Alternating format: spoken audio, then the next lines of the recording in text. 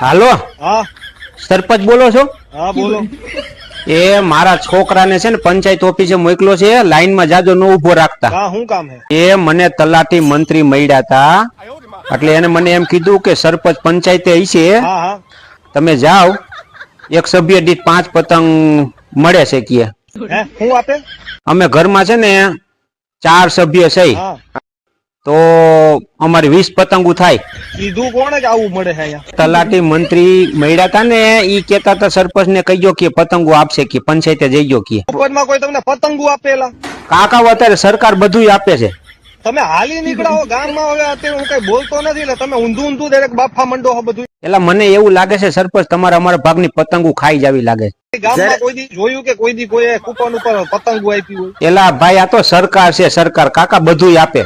Team બહાર નથી પાડી, બરાબર આવું કઈ આપતું નથી. તમે હે ને ભાઈ દર વખતે મને કયો કે કૂપન ઉપર ભજીયા આપો, કૂપન ઉપર ઓલું આપો, દર વખતે માગો છો. આ વખતે પતંગ માંગી. તમારે પતંગો ખાઈ જાવી છે એમ કયો ને. તમે કઈ પતંગો દેવા બેઠા? તમે વાત તો જો કરો. હાવ હવે ગધેડાને તાવ આવે એવી.